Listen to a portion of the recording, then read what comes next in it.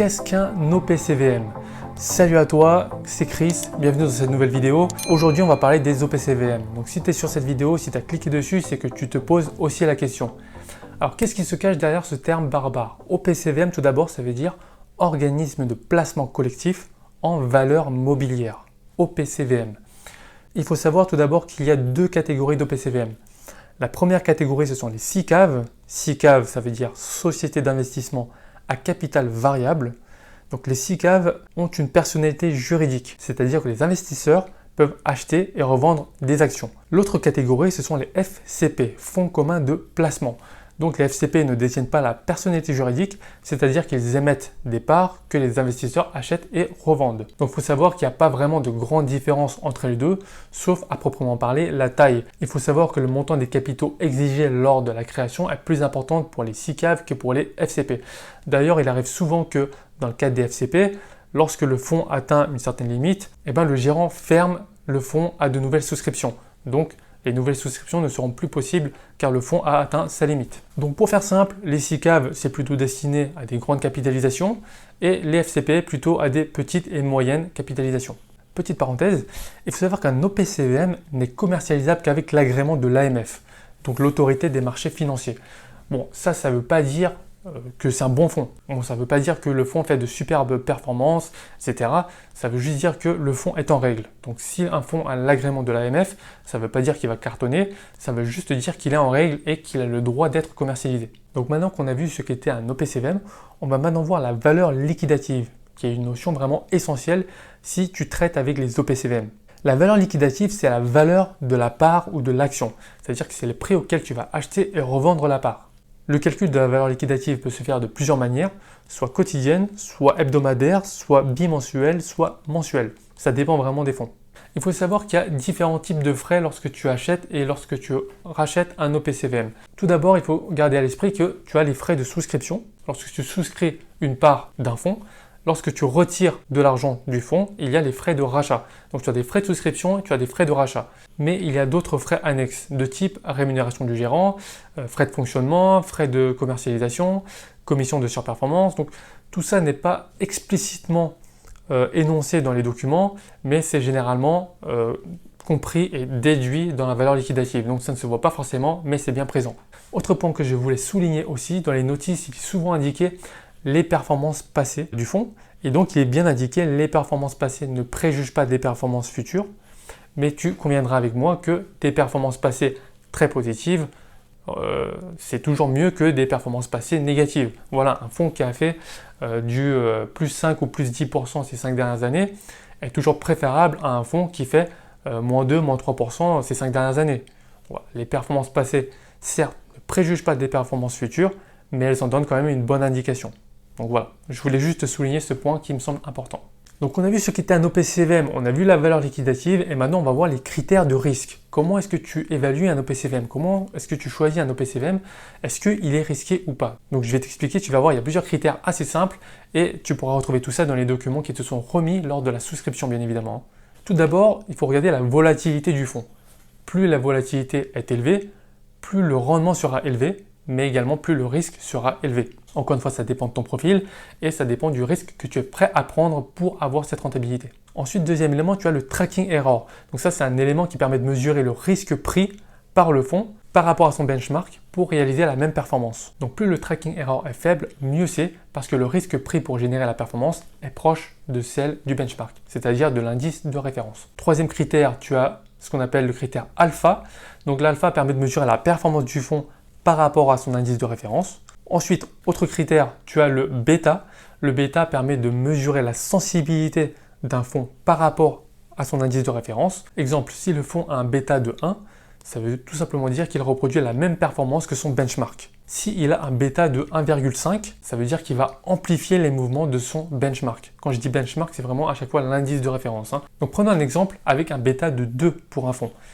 Si l'indice de référence effectue une performance de plus 10%, le fonds va effectuer une performance de plus 20%. Voilà, donc ça va vraiment amplifier. Et c'est pareil également pour l'inverse. Si l'indice de référence fait moins 10%, le fonds fera moins 20%. Donc voilà, donc le bêta permet vraiment de mesurer la sensibilité du fonds par rapport à son indice de référence. Et enfin, dernier critère super important, c'est le ratio de Sharpe. Le ratio de Sharpe, il te permet de mesurer l'écart entre la rentabilité d'un portefeuille et le taux sans risque, divisé par la volatilité du portefeuille, donc le risque du portefeuille. Donc ça te donne vraiment une bonne indication. Un ratio Sharpe inférieur à 0, c'est très mauvais. Ça veut dire que la rentabilité du fonds est inférieure à un placement au taux sans risque. Un ratio de Sharpe compris entre 0 et 1, c'est moins pire, mais ça reste mauvais. C'est-à-dire que pour générer la performance obtenue, le risque pris est démesuré. Et enfin, un ratio Sharpe supérieur à 1, c'est très bon parce que ça veut dire que pour générer la performance obtenue, le risque pris est tout à fait mesuré. Et pour ça, pour avoir toutes les informations, il faut bien que tu te réfères aux documents qui te sont remis lors de la souscription ou alors que tu peux retrouver directement sur le site de l'AMF parce que voilà, les fonds reçoivent l'agrément de l'AMF pour être commercialisés et donc tu peux retrouver vraiment toutes les informations concernant les fonds sur le site de l'AMF. Alors ensuite, comment acheter des OPCVM justement? Ça c'est très simple, soit via les banques traditionnelles, soit via les courtiers en ligne, comme on l'avait vu dans une précédente vidéo, que je t'invite à aller revoir d'ailleurs. Et via quel type de support? Encore une fois là, 3 possibilités. Soit le compte titre, soit le PEA, soit l'assurance vie. Si tu ne sais pas ce que sont les 3 comptes, je t'invite à aller revoir mes anciennes vidéos. J'ai fait des vidéos par rapport au PEA et à l'assurance vie notamment. Je te mettrai une fiche, si je me rappelle bien, je te mettrai une fiche pour que tu ailles revoir ça directement. Mais c'est super intéressant, donc je t'invite à aller voir si tu ne sais pas ce que c'est. Et enfin pour terminer, il y a plusieurs catégories d'OPCVM. Donc il y en a principalement 5 et je vais te les énumérer tout de suite. Tout d'abord, il faut savoir que tu as les OPCVM actions. Les OPCVM actions, ça veut dire que le fonds doit être en permanence au moins investi à 60% en actions. Bon, ça c'est bien et c'est pas bien. C'est bien parce que voilà, c'est un fonds assez dynamique. Par contre, c'est pas très bien parce qu'en période de crise, le gérant il est bloqué. Il doit toujours maintenir 60% en actions, alors que par exemple dans le cas d'un particulier qui a un portefeuille, qui gère son propre portefeuille, il peut très bien diminuer la part action lorsque la conjoncture n'est pas porteuse et donc privilégier le cash, voilà, et rester liquide ou alors investir dans des obligations par exemple, mais il pourra diminuer la partie action alors que le gérant, voilà, il sera cantonné à vraiment choisir les meilleures actions au sein même de la poche action, mais il ne pourra pas descendre en dessous de 60% la partie action de son fonds. Ensuite, on a les OPCVM obligataires, donc ça c'est moins risqué que les actions, mais ces fonds-là dépendent de l'évolution des taux d'intérêt à moyen et long terme. Troisième sous-catégorie, on a les OPCVM monétaires. Donc là, on est investi sur des titres à très court terme. Donc autant te dire que la rentabilité elle est quasi nulle, mais également, ça va de pair, le risque est aussi très faible. Ensuite, autre catégorie, on a les OPCVM diversifiés. Donc les OPCVM diversifiés ne rentrent pas forcément dans l'une des catégories précédentes, mais c'est un petit peu un mix de tout ça. Voilà, c'est un mix de différentes classes d'actifs. Il y a des actions, des obligations, un mix des deux. Voilà, il y a différents fonds à l'intérieur. Et donc, c'est pour ça qu'on appelle les OPCVM diversifiés. Et donc, si tu souhaites savoir exactement comment est constitué ce fonds-là, je t'invite vraiment à te rapprocher des documents qui te sont mis à disposition concernant le fonds en question. Et enfin, on a les OPCVM à formule. Donc, ça peut te sembler complexe, mais en fait, c'est très simple. Ce sont des fonds qui te garantissent une rémunération sous certaines conditions et également qui garantissent ton capital sous certaines conditions. Donc ça, je ne vais pas rentrer dans les détails, sinon ça va faire trop d'éléments. Mais voilà, si telle condition est respectée, tu as tant de rémunération et également à l'échéance du produit, si telle condition est respectée, ton capital est garanti en dessous d'un certain seuil.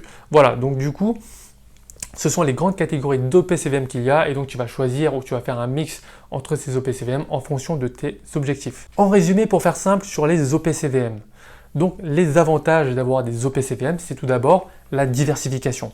En achetant un fonds, tu vas vraiment diversifier parce que dans un fonds, tu vas avoir des actions de grande, de petite, de moyenne capitalisation, investies sur telle ou telle zone géographique, sur différents secteurs d'activité. Donc, diversification au top. Deuxième avantage, c'est la liquidité.